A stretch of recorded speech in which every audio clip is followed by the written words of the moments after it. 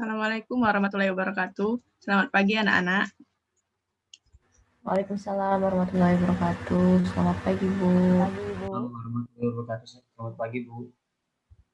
Sebelum memulai pelajaran, adanya kita berdoa terlebih dahulu. Berdoa menurut agama dan kepercayaan masing-masing. Berdoa, mulai. Doa selesai. Sebelum Ibu menyampaikan materi pada hari ini, Ibu akan mengabsen terlebih dahulu. Bagi nama-namanya yang Ibu panggil, bilang hadir ya. Jasni Amelia. Hadir, Bu. Marati Zara. Hadir, Bu. Nurul Monika. Hadir, Bu. Alpata Roji. Hadir, Bu. Hadir semua ya. Pada hari ini kita akan belajar mengenai tentang proses masuknya agama dan kebudayaan Hindu-Buddha di Indonesia. Nah, kalian lihat di sini, ini merupakan gambar ilustrasi para pedagang Cina yang datang ke Nusantara. Pada waktu itu, para pedagang Cina datang ke Nusantara untuk berdagang. Nah, mereka untuk menunggu angin musim selanjutnya, mereka menetap di Nusantara. Nah, pada saat mereka menetap di Nusantara inilah mereka melakukan penyebaran agama dan kebudayaan Hindu-Buddha di Nusantara ini. Nah, ini merupakan cara masuk dan proses penyebaran agama Hindu-Buddha di Indonesia. Yang pertama itu ada masyarakat Nusantara berperan pasif, yang kedua itu masyarakat Nusantara berperan aktif. Nah, masyarakat Nusantara berperan pasif ini maksudnya di sini masyarakat Nusantara mempelajari agama Hindu dan Buddha ini melalui masyarakat India dan Cina yang datang ke Nusantara. Sedangkan masyarakat Nusantara berperan aktif, masyarakat Nusantara yang langsung datang ke India dan Cina itu untuk belajar langsung agama Hindu dan Buddha ini. Nah, selanjutnya adapun teori masyarakat berperan pasif. Yang pertama itu teori Brahmana, yang kedua teori Ksatria, yang ketiga itu teori Waisa. Nah, teori Brahmana ini dikemukakan oleh Panleur yang mengemukakan bahwa para kaum Brahmana ini diundang oleh para raja untuk datang ke Nusantara.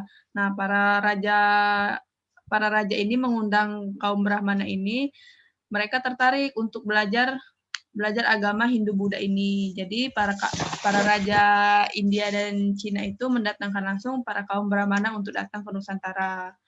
Nah, yang kedua itu teori Ksatria. Teori Ksatria ini dikemukakan oleh Meukerji J.C. Moens. Nah, yang ini teori Ksatria ini dibawa oleh para kaum Ksatria yang melarikan diri pada saat kala perang. Mereka mendirikan permukiman di Nusantara, lalu mereka menyebarkan agama dan kebudayaan Hindu-Buddha.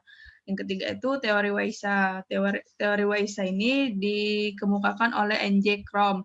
Nah, di mana teori Waisa ini dibawa oleh para kaum pedagang. Selanjutnya, adapun teori masyarakat Nusantara berperan aktif.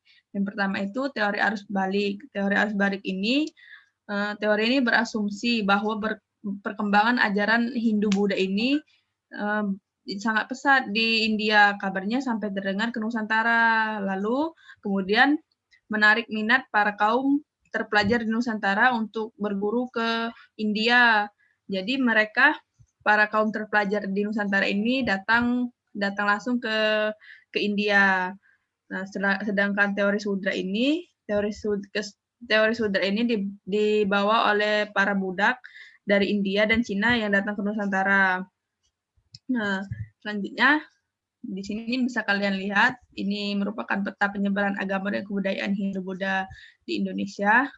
Ini pada masa Kerajaan Sriwijaya. Nah, apa ada yang tahu peninggalan Hindu-Buddha di Nusantara ini? Yang tahu boleh diaktifkan suaranya. Saya, Bu. Ya, Nurul? Tapi saya cuma hanya tahu peninggalan zaman Hindu saja, Bu. Ya, nggak apa-apa. Coba, apa saja peninggalannya? Peninggalannya itu Candi Kanan sama Candi Dieng, Bu. Benar. Minjemin HP. Minjem HP.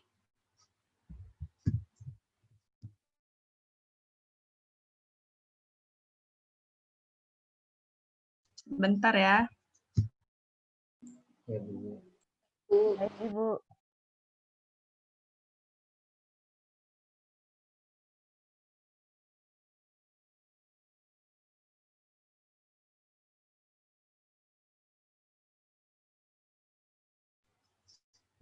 Nah, selanjutnya, nah ini merupakan peninggalan Hindu. Ini yang disebutkan oleh Nurul Monika tadi. Jadi antara Hindu dan Buddha ini ada perbedaan. Ini bisa kalian lihat, ini Candi Prambanan di Yogyakarta dan Candi Dieng di Wonosobo. Kalian lihat gambar candinya. Lalu selanjutnya ini peninggalan Buddha, yaitu Candi Borobudur di Magelang dan Candi Muara Takus di Riau. Kalian lihat, berbeda kan candinya? Iya, Bu, berbeda. Berbeda. Iya, Bu, berbeda. Pada candi ini, mereka memiliki fungsi bagian bangunan dan filosofinya, bentuk puncak, arca, bentuk arah pintu utama, bahan pembuatannya berbeda. Jika candi Hindu itu fungsinya untuk makam raja-raja, sedangkan candi Buddha ini tempat ibadah. Nah, pada bagian bangunan dan filosofinya itu semua memiliki tiga bagian. Tapi pada candi Hindu ini itu menyebutnya bagiannya yang pertama itu Burloka, Burpaloka, dan Sparloka. Sedangkan pada Candi Buddha itu menyebutnya Kamandatu, Rupadatu, dan Arupadatu. Nah, selanjutnya bentuk puncaknya. Nah, kalian lihat di sini, candi peninggalan Hindu itu bentuk puncaknya beda dengan bentuk peninggalan Buddha. Kalau peninggalan Hindu ini bentuk puncaknya disebut ratna, sedangkan peninggalan Buddha itu disebut stupa. Arcanya arca Trimurti, sedangkan Buddha itu arca Buddha. Nah, pada candi peninggalan Hindu ini bentuknya ramping. Ramping kan pada candi Prambanan dan candi Dieng. Iya, Bu. Iya, Bu, ramping. Sedangkan candi Buddha ini berbentuk tambun. Bisa kalian lihat.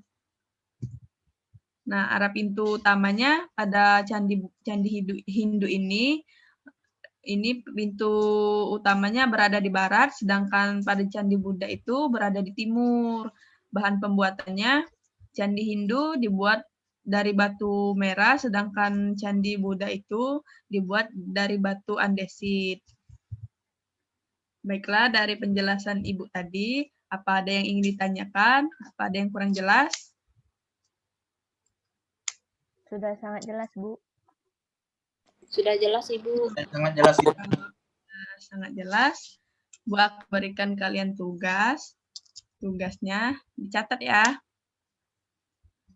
Baik, Ibu. Baik, Ibu. Nah, sini kan Ibu cuma menjelaskan atau memperlihatkan kepada kalian itu cuma 2 contoh dari peninggalan Hindu dan Buddha ini.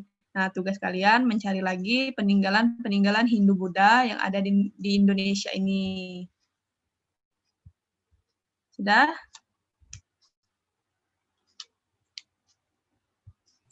Itu untuk tugasnya, Bu. Deadline-nya itu kapan, Bu? Dan pembagian tugas itu seperti individual atau kelompok, Bu? Saja, Bu. Itu tugas individu saja karena kita sedang ada pandemi ini. Jadi tugasnya individu saja ya. Dikumpulnya minggu depan. Baik, Bu. Terima kasih. Baik, Bu. Ada yang ingin ditanyakan lagi? Tidak ada, Bu. Tidak ada, Bu. Nah, Kakak Kalau tidak ada yang ingin ditanyakan, pertemuan pada hari ini akan kita akhiri. Tetap semangat belajarnya walaupun belajarnya secara daring. Dan Ibu akhiri, wassalamualaikum warahmatullahi wabarakatuh. Waalaikumsalam warahmatullahi wabarakatuh. Waalaikumsalam warahmatullahi wabarakatuh. Terima kasih, Terima kasih, Bu.